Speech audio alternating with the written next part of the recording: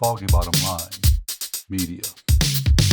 Hello again, everybody. This is Stan Scott with Foggy Bottom Line Media, and you're listening to two old, crusty combat soldiers with a microphone.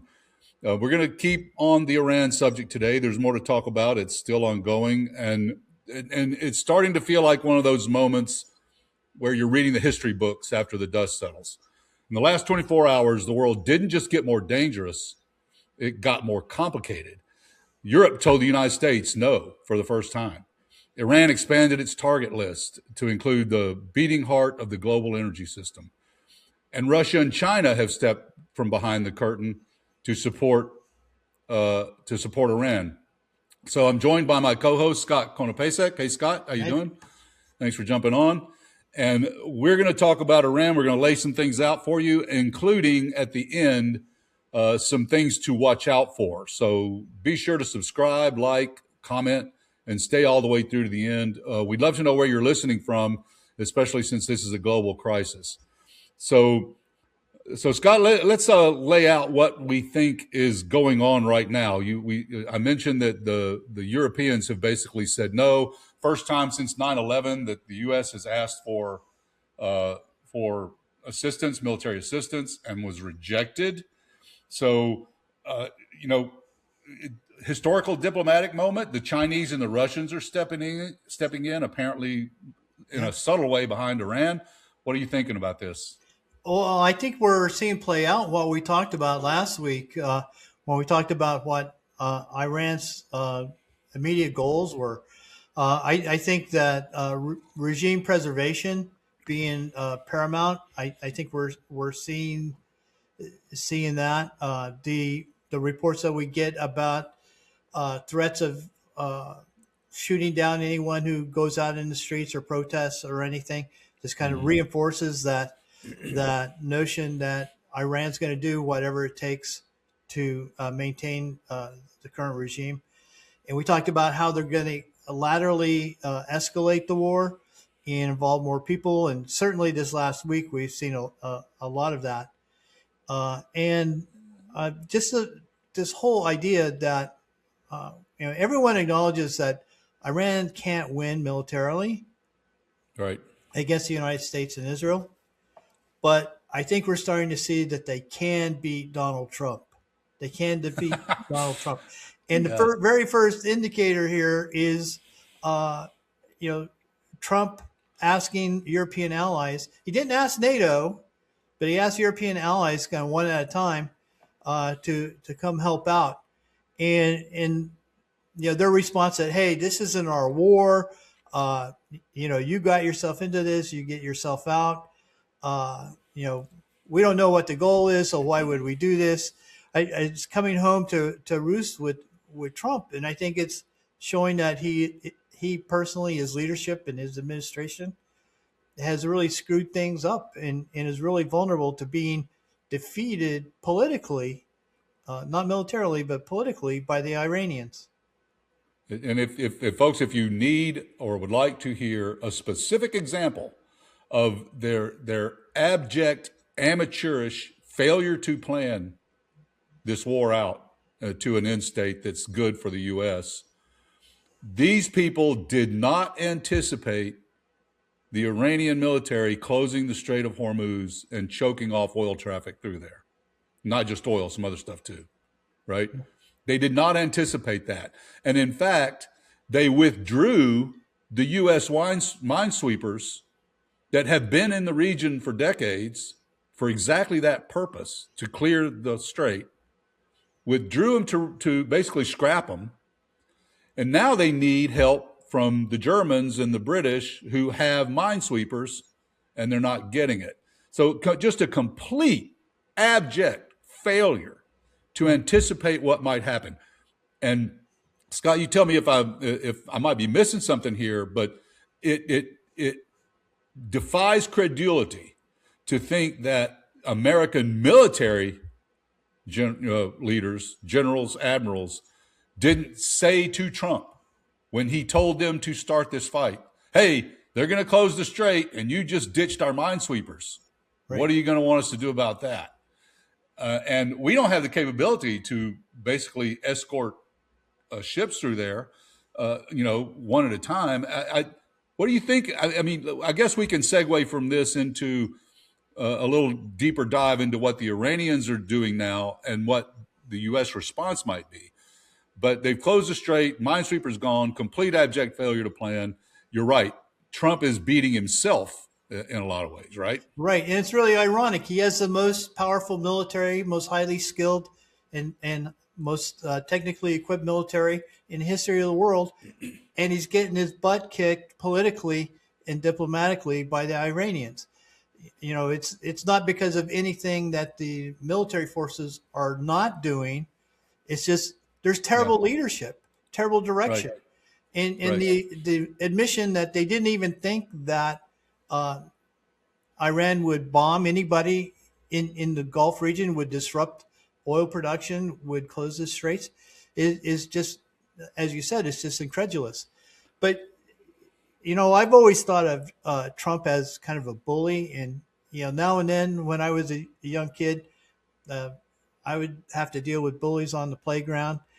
And they always expected compliance. As soon as they made a threat, they expected you to do it. And I learned early on that the best way to have a bully leave you alone is as soon as the bully demands compliance, is you punch him in the nose. Without any warning, you just punch him in the nose. And then they're totally disarmed. And I think the Iranians have punched Trump in the nose and then batted him around the ears a little bit.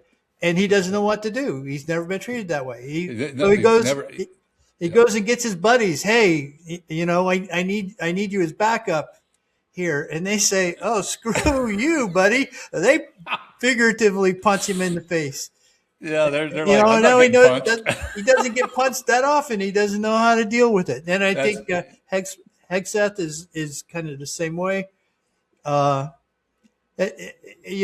think it's a clown show, and it's what's tragic about it is it's already had long-term economic done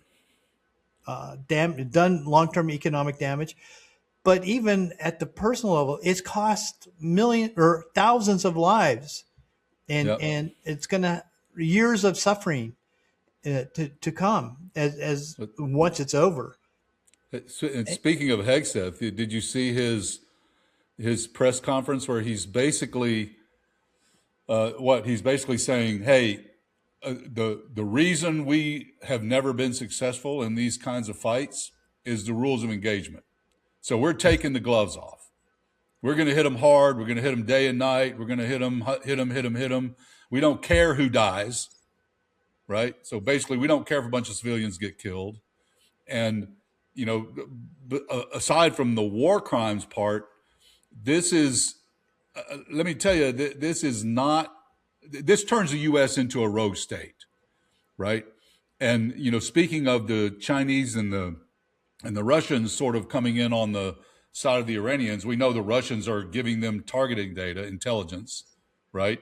And the Chinese are buying their oil. The only thing that's getting through the Strait of Hormuz is Iranian stuff, right? But I don't think we're going to want to try to target them and make that problem even worse, right? So this looks like a return to the sort of realpolitik we saw before the Cold War ended, where these countries are balancing now. They used to be bipolar, the Russians and the East Bloc against NATO and the U.S. Now it looks like the Russians, the Chinese, and the Iranians, maybe India, Pakistan, against the U.S. and Israel, because our friends have abandoned us, right? At least on this. Parallel to that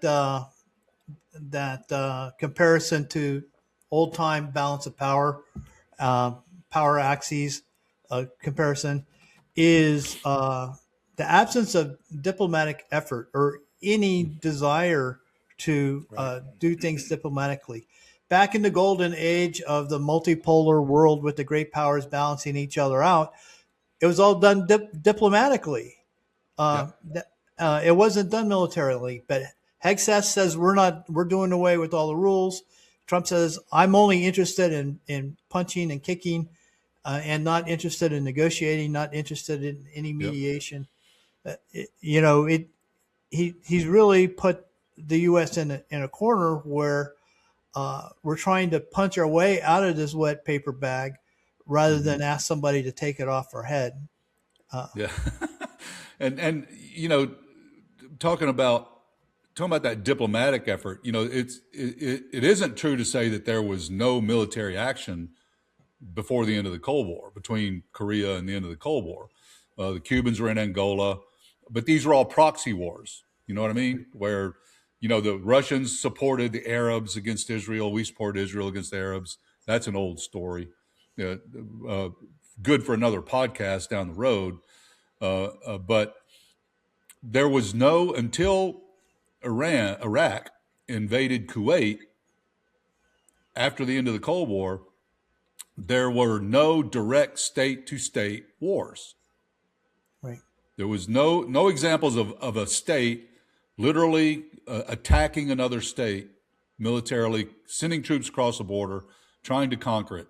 That just didn't happen. The proxy wars happened, but a lot of that was the settling in of this, international world order. We've talked about this before in other shows, that the U.S. created after World War II to protect capitalism and democracy, long term, and set the stage for a global institutional system based on peace and capitalism and democracy, and not just countries taking what they want because they can. And this is breaking down because Trump has created a rogue state in the U.S. Trump he's attacking countries that, it would not be correct to say that Iran is lily white. There's a lot of evil there, and they've done some bad things. But the diplomatic effort was working until Trump won in 2016 and Right. and into the JPCOA. And then this is, these efforts to talk things through and work through these institutions matter, because that's how you get stability, right? Right. Right. And Trump has explicitly rejected diplomacy as an alternative. It I think he literally means it when he says that he wants unconditional surrender. But just to show how much he doesn't understand about warfare, Yeah. once you engage an enemy, it's the winner doesn't decide when the war is over. It's the loser who decides when the war is over. Okay, because they lay down their arms, they give it up, and the winner, the potential victor, only gets a part of a vote. The final and deciding vote is by the side that's losing. They decide when to end the conflict, and Yep. that's missing from Trump's calculus here.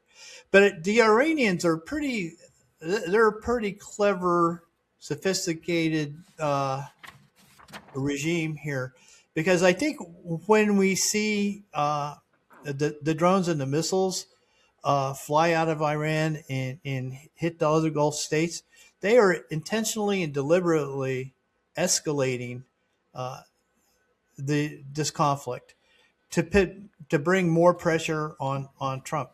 And it kind of amazes me that they've decided that they're willing to take out the petroleum, the oil infrastructure in the region. Right. The gas Yep. fields have been shut down because they've been hit. The Yep. refineries have been hit. UAE's been hit. Kuwait, Qatar, Bahrain, Saudi Arabia. It's like the Iranians are saying, well, we're going to declare war on the petroleum industry, not just on the United States. And yeah, good point. that has political consequences, military consequences, as well as long-term economic consequences, not just for the United States or the states in the Gulf region, but for the entire world. And it's I don't know how strategically brilliant it is, at least in the sense that it may be one of the few options they have. I'm not sure attacking Kuwait and Qatar and Bahrain are good ideas, except to the extent you're hitting U.S. facilities there, which are certainly legitimate targets. But if I'm not sure that that will work if the idea is to get them to put pressure on the U.S. It might have worked if with any other president but Trump, Yeah, right? but these attacks are having secondary and tertiary impacts on the world economy.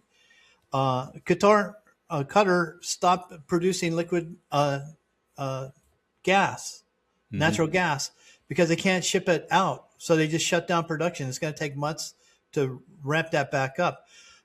Airlines have, because of the unsafeness of the airspace, they've Hmm. canceled tens of thousands of flights around the world. Right. So it's affecting international travel and tourism.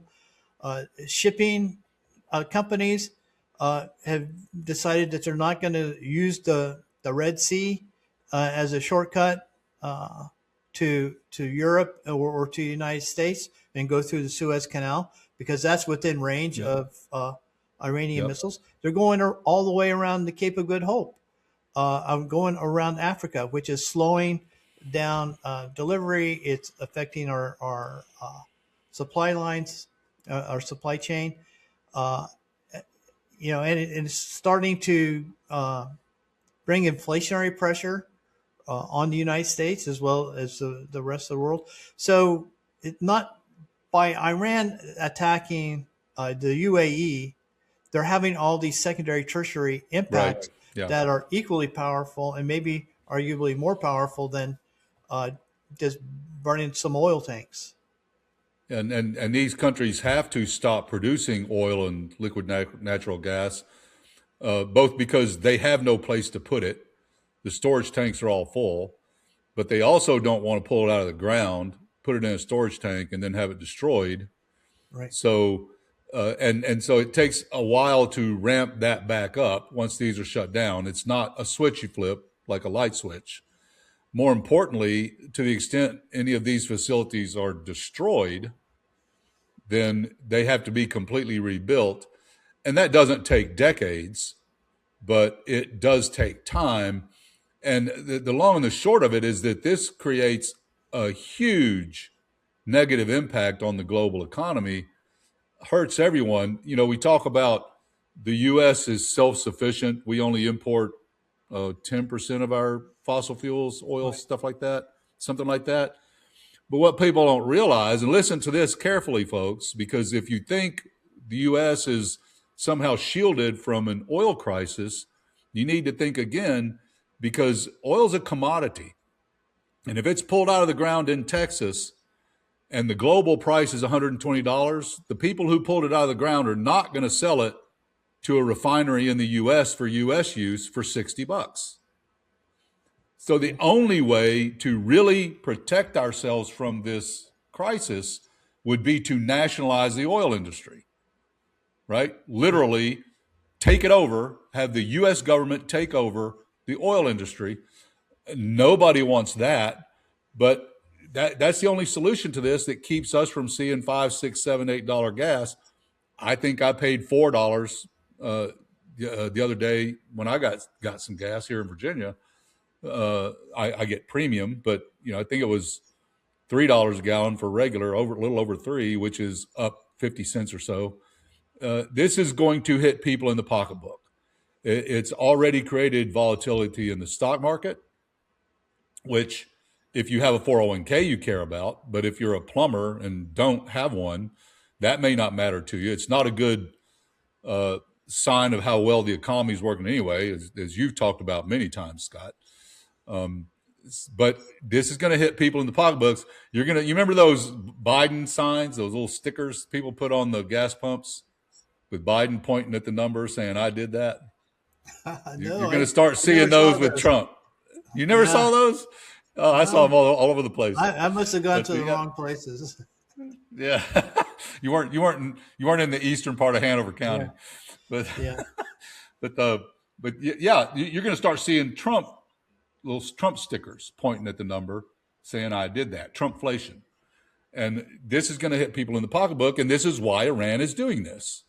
Okay, Right. uh, Yeah. Back in the day, when you had a war, it was kind of confined to wherever the theater of operations was. Like mm-hmm. during Vietnam, we had little. The Vietnam War didn't affect the U.S. economy, other than it cost No, us tax dollars to, for all the bombs and armament that we had, uh, and wars don't stay over there anymore. They they right. they come home. The impacts of it come home, especially in this type of a war. And the Iranians are doing a pretty good job of finding that pain point and leveraging it. Yep. Uh, so the world is aware that the war is here as well as over there. It just manifests itself differently. So Mm-hmm. uh, any American who's been ambivalent about the war, uh, or is only worried about gas prices, is really naive, because uh, the long term impacts are going to come home to roost, and we can't avoid them. It's inflation.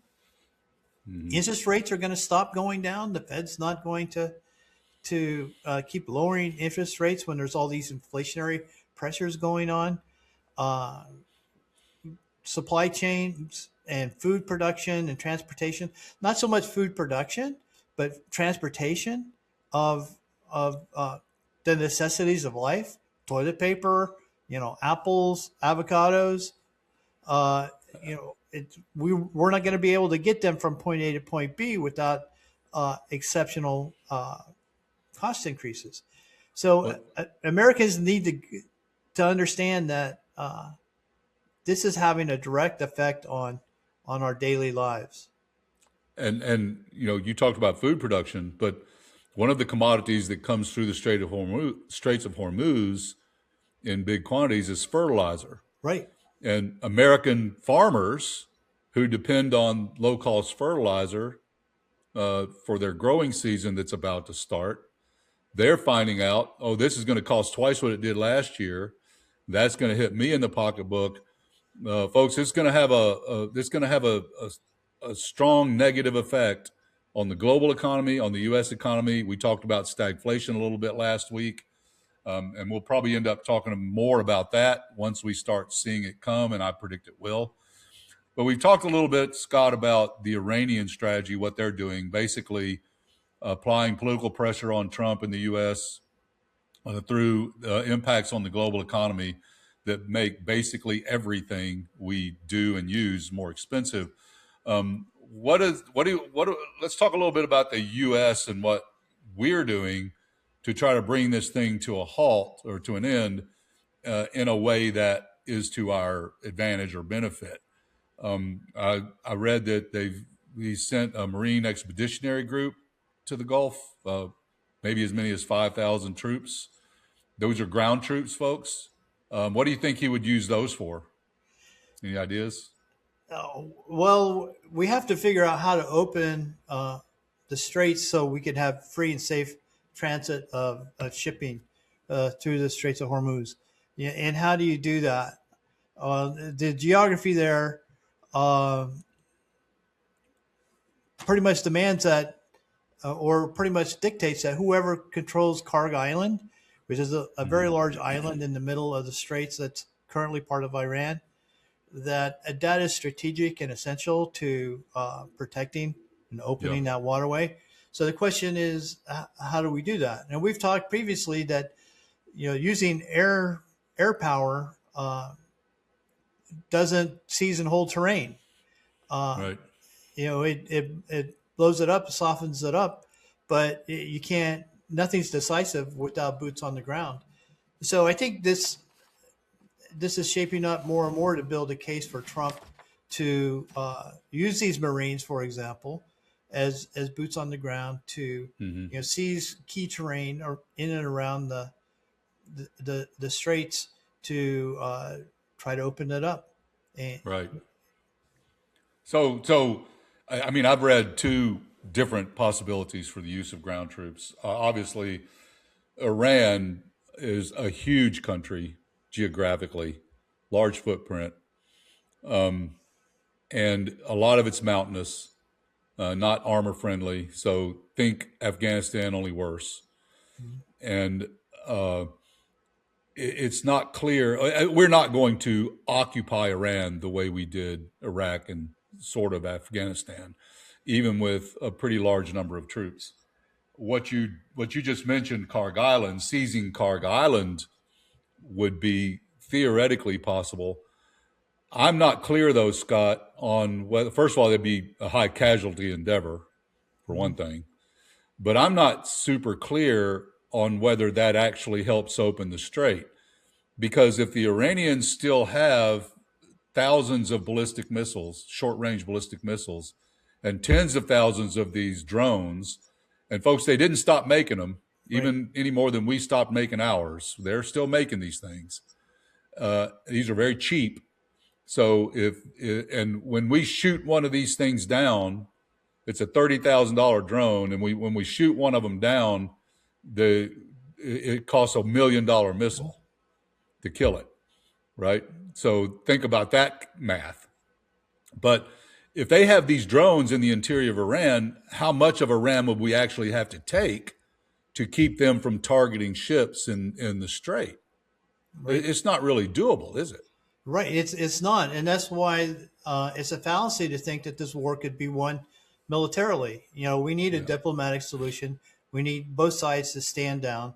We need to stop shooting at each other, because both sides are vulnerable to the weapons that we have available to us right now. But coming back to ground troops and maybe invading Karg Island, way back in the day, I think I've mentioned to you, I was involved in some initial war planning. Oh yeah, that's right. If we were to, the United States was to invade Iran, and there's a port city right next to Karg Island called Bandar Abbas. And Bandar Abbas was critical to the original U.S. plans for any kind of invasion of Iran. One to establish a beachhead, and the other to control the Straits of Hormuz. So I think, I know that plans exist for invading, taking over Bandar Abbas. You helped write them. At least some early versions of them. But there are plans, and there's already been thinking that's been done as to what it would take. There's already been analysis of the terrain and the infrastructure and all that. So if we were to put boots on the ground, I see it's not just settling on Karg Island, but also taking the port city of Bandar Abbas in that whole little crescent there that's at the elbow sort of the Straits of Hormuz. But if Trump just tries to take Karg Island, I think it's going to be another example of doing things half-assed and not listening to generals, because I think you have to control the mainland adjacent to Karg Island as well, which means taking the port of Bandar Abbas. So it'll be kind of interesting to see what it is we do. But the conversation keeps coming back to, at least in my mind, is there's really no way militarily for either side to ultimately prevail solely on the basis of military power. You can continue to inflict casualties, continue to inflict damage on the population and on infrastructure, but it's not going to bring things to an end.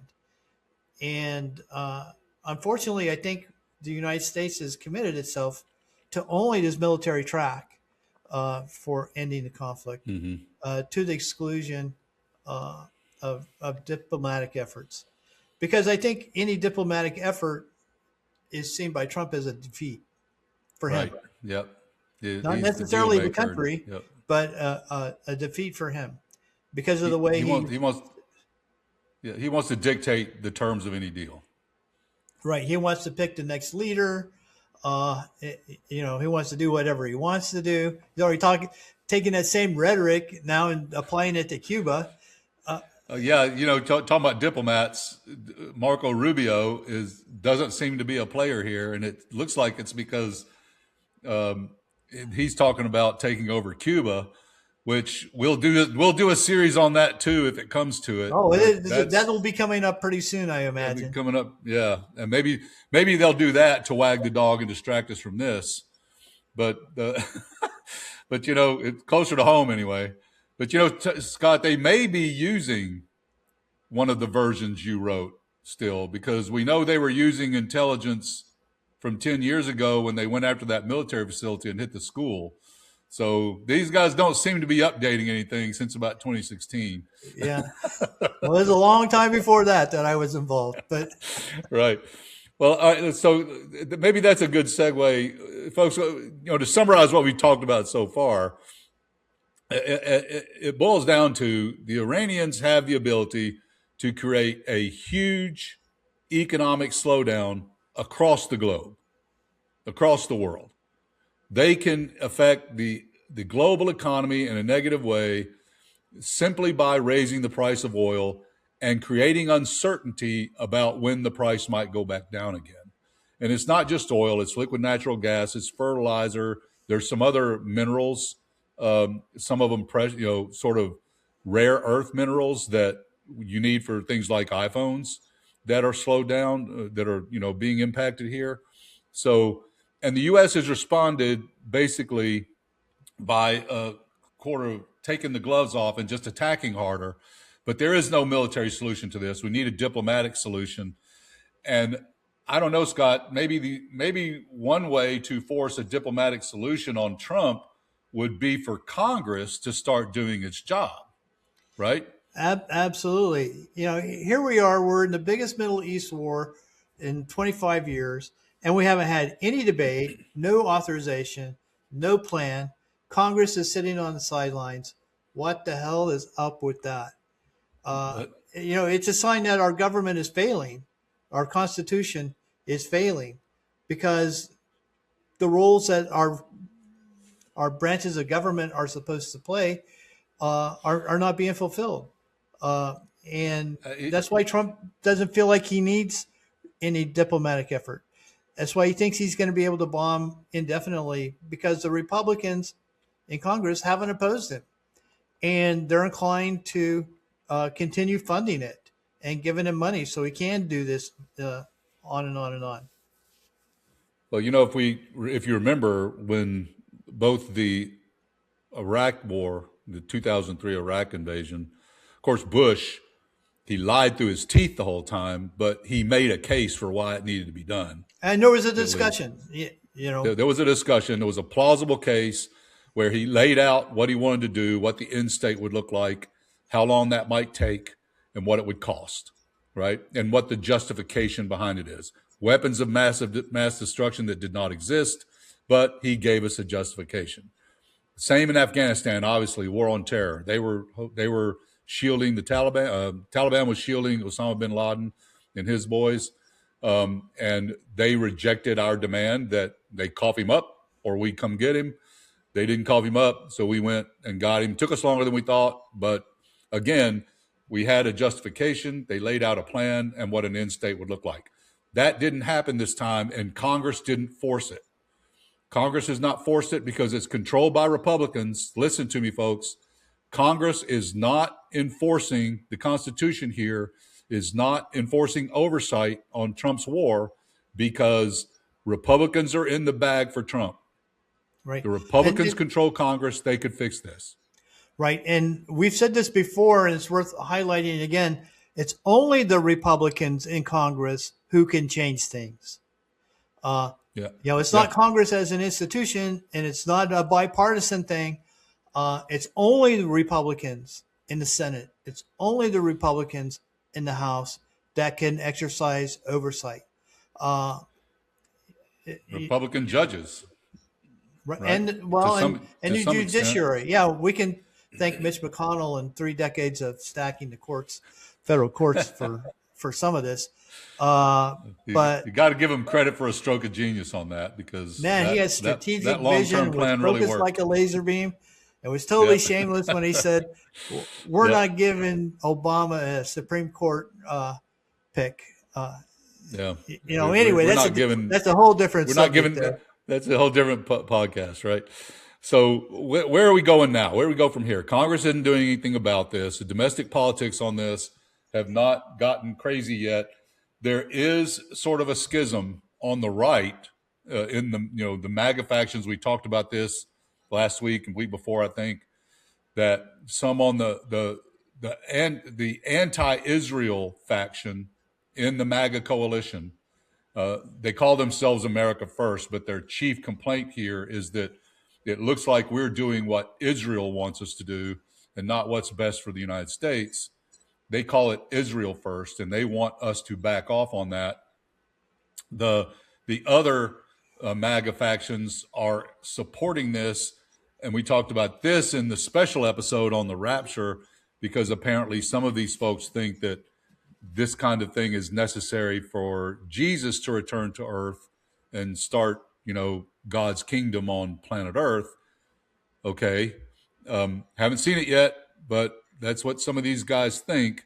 So where do we go domestically from here? Midterms coming up. Do you think the expectation that he would take a beating in the midterms? A lot of Republicans are retiring from Congress. Do you think that could put some political pressure on Trump to do something Yeah, if the to stop it? midterms were allowed to roll on without interference, I think that's probably the biggest and most important thing, and way that Americans can kind of weigh in and say, we want a different solution. Um, but the more that the midterms shape up to be a losing proposition for Trump and the Republicans, the much more likely uh, the election is not going to happen without disruption. We've talked Right. about this a little bit before, but I think Democratic victories in the midterms are an existential threat to Trump's ego and Trump's policies. Right. Uh, and I think when a feral creature like Trump is put into a life or death situation, uh, there's no holds to be barred. So, yeah, I think the solution lies with the American public in the midterm elections, although it's still 6 months down the road.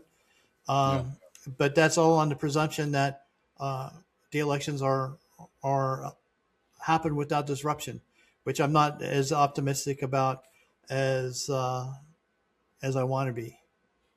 Well, I think one of his strategies to use ICE in that role took a beating in Minneapolis with Bovino's retirement. Noam is out, but it does look like they don't seem to be very concerned about a terrorist attack in the U.S. Right? The chief counterterrorism guy resigned over this war Mhm. last week.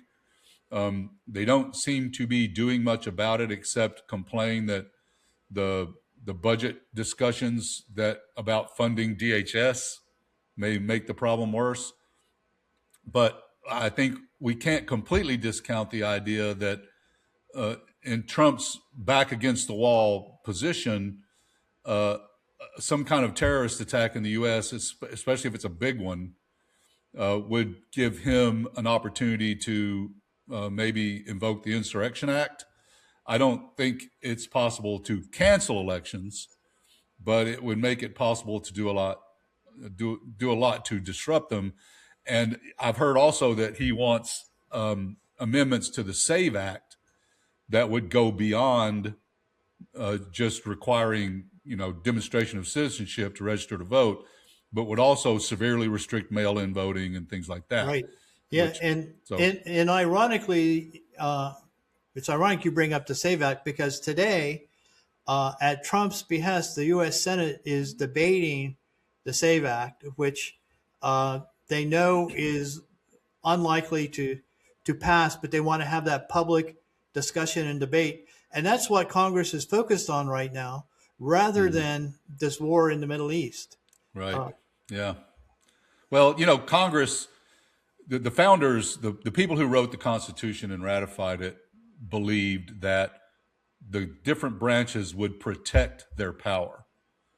And they set the Constitution up this way, the way they did, with that in mind, thinking that Congress would protect its power space from the presidency and from the courts, and that the courts would protect their power space from Congress and from the president. This is why they didn't set things up so that the Supreme Court would choose the president or the House of Representatives would choose the president, because they wanted to keep that separation, that low-level potential conflict.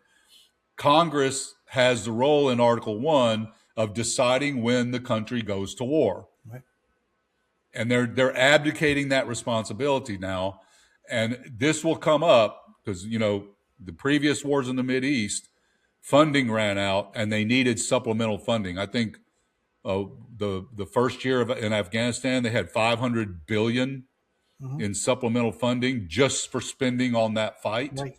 Not for regular contracts to build more airplanes and stuff like that, just to spend on that fight. So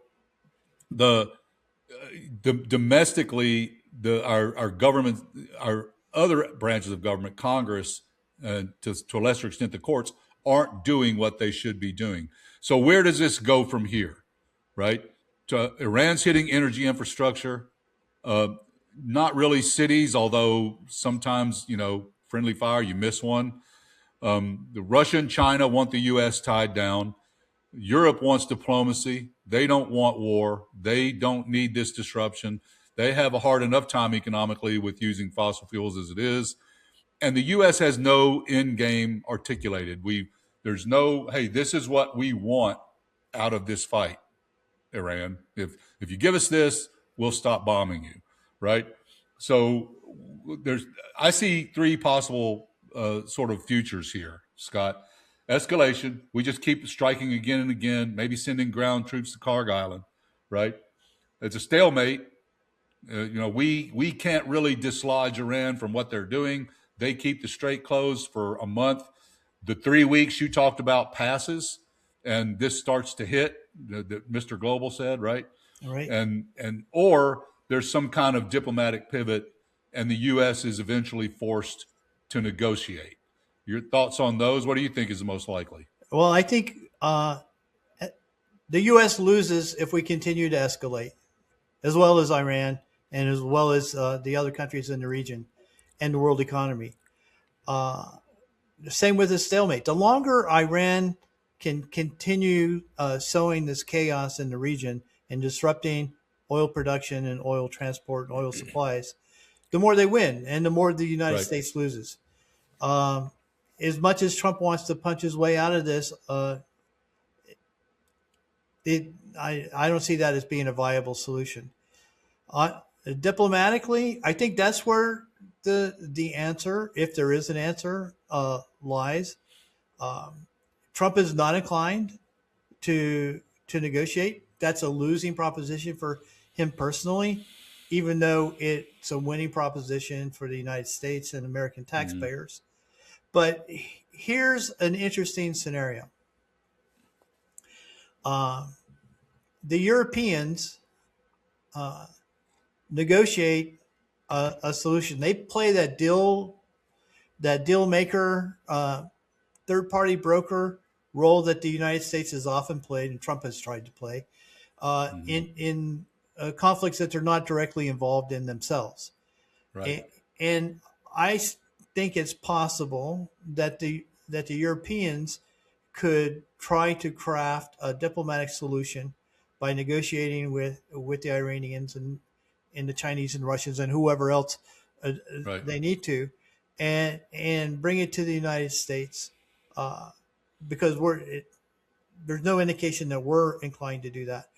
So maybe the solution here is, instead of the United States saving Europe's bacon in war, that the Europeans save our bacon, save Donald Trump's bacon in this war in the Middle East, because certainly his ass is in a frying pan. He's in a bind, and at the end of the day, I think this will have a diplomatic solution. I don't think it's going to come anytime soon. I agree with you that in the end, it's likely that the Europeans sort of broker some kind of deal. And I think the saddest part of this is that once this is all sorted out and a solution is found, we end up right back with the JPCOA or something like it, because the demand is stop refining nuclear materials and, getting closer to making a bomb. And they agreed to that when Obama was president. Right. And Trump tore that up. So it would be a very sad state of affairs, albeit typical for Donald Trump's management effectiveness, to spend all this money and kill all these people just to go right back to the agreement, or most of the agreement, that Trump tore up in 2016. Right. And that's my prediction. That's what I think is going to end up happening here. And in many ways, that's the best possible outcome. Exactly. At this point, it probably is, because we don't need an ongoing conflict there.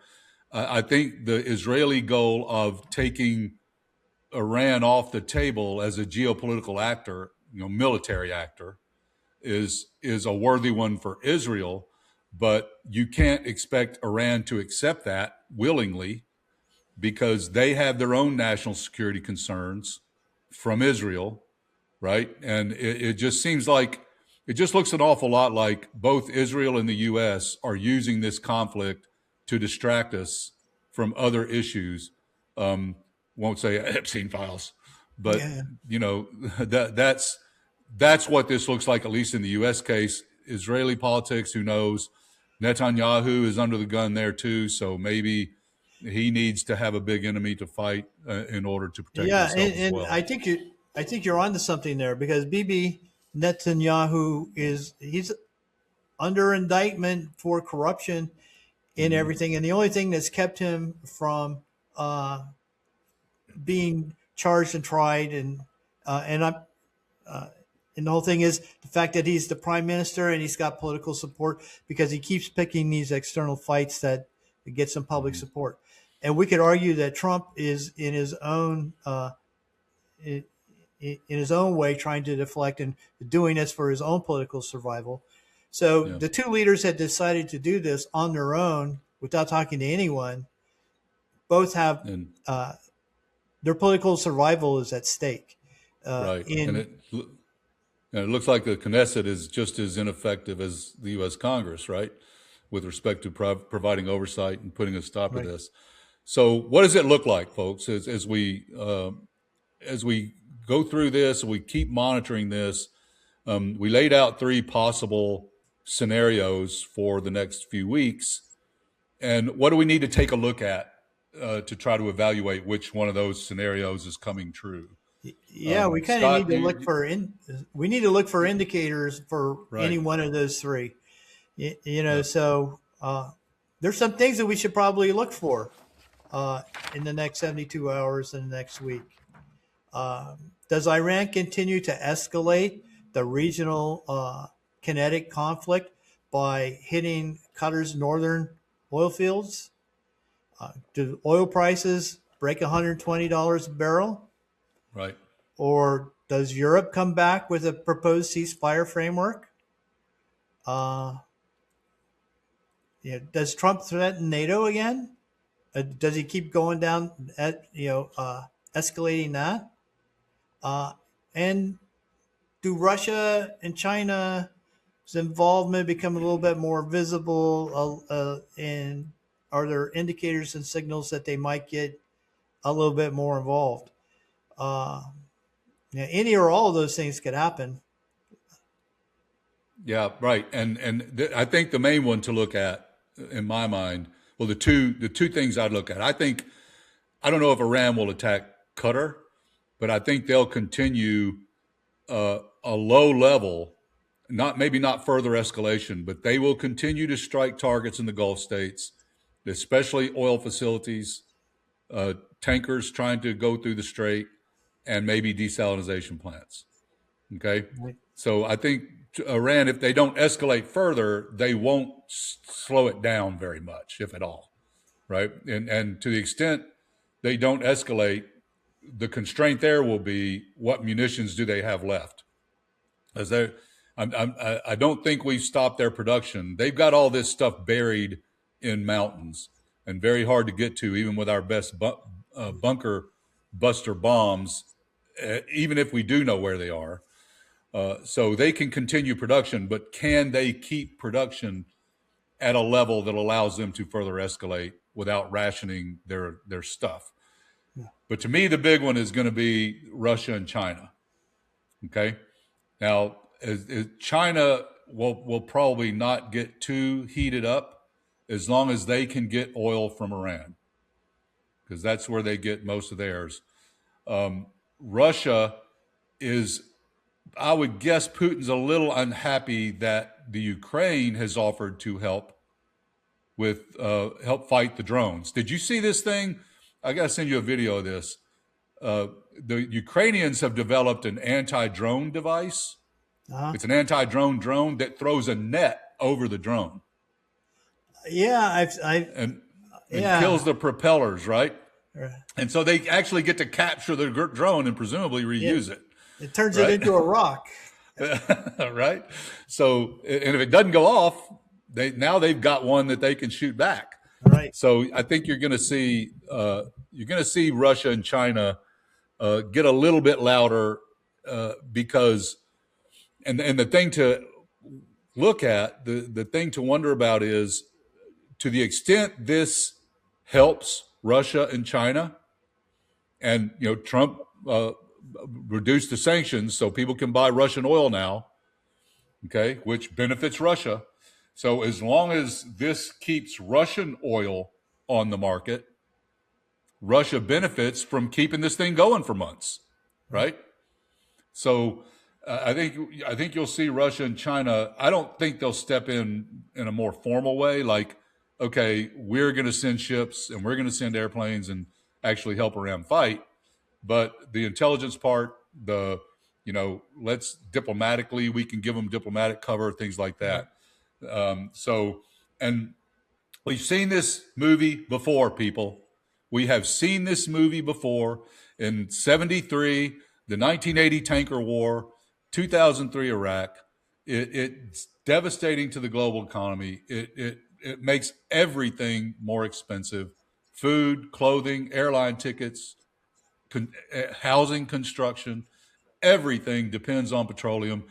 This is why the Biden plan to move us off of fossil fuels and onto more renewable energy was a long-term strategic effort to protect the United States from this kind of global economic disruption.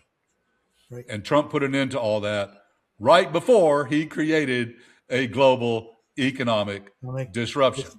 So right back to, back at the other side of that circle where we talked about Trump being, and his administration, having no competence of any kind. They're amateurs. They don't know what they're doing, and they're making a huge mess of this, getting us into a very expensive bind with no clear way out of the maze. Right. So, Scott, any final thoughts as we get close to an hour? Yeah. Just a couple final thoughts to wrap up. I think you and I get to throw out a couple "I told you so's" to our audience. This is our third episode on this. And in our first episode, we characterized the attack on Iran as one of Trump's most foolish, rash, and consequential bad decisions that he's ever made. Yeah. And I think that that's proving itself out. In the second episode, we talked about how Iran was going to focus on regime survival. And that would trump everything. And in the meantime, they're going to disrupt and broaden the conflict as much as possible. And that their road to victory is extending this as long as they can and embarrassing Trump and the United States on the world stage. Right. Not that Trump needs a whole lot of help in doing that. No, But it doesn't. now this week, I think kind of the takeaway for our listeners would be that really the only viable solution to ending this is going to be diplomatic, and the United States is not inclined to initiate that, and maybe not even inclined to agree to anything diplomatically. So we'll see where this goes, but we got a pretty good track record at seeing what's coming. All of our years of uh, being in the military, being academics, thinking a lot about uh, these things have so far given us a pretty good track record. Well, we both have quite a bit of military experience, both combat and on the intelligence side, which is critical here. And we're both, academic political scientists with research experience in international relations and institutions, how that works, how states interact with each other.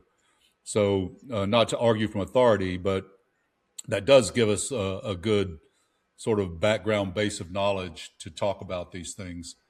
And we're both also very curious people who just study these things a lot for fun. And now here we are talking about it and trying to share that expertise, hopefully in ways that will help people understand these things better. We're going to try not to do this in academic lingo.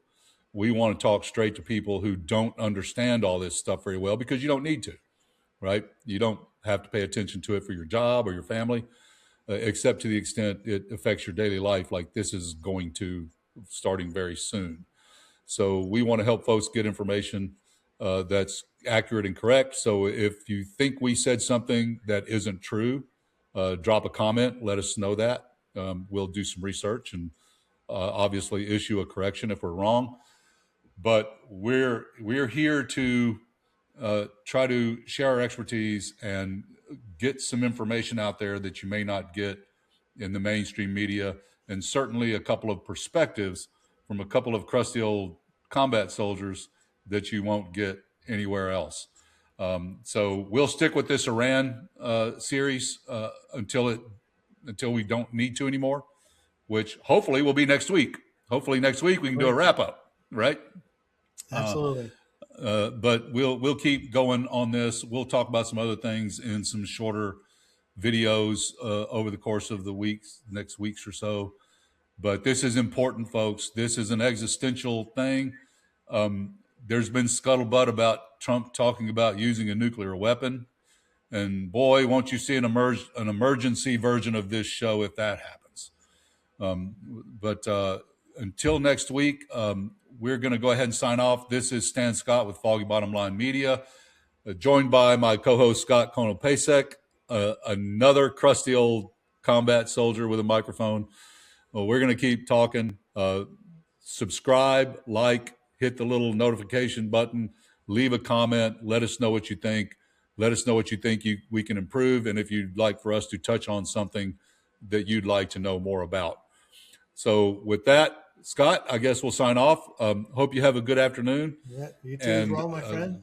And we will be back very soon with more from two crusty old combat soldiers. Scott, take care of yourself, sir. Yeah. Carry on. And carry on. This is Stan Scott with Foggy Bottom Line Media, and we are out here.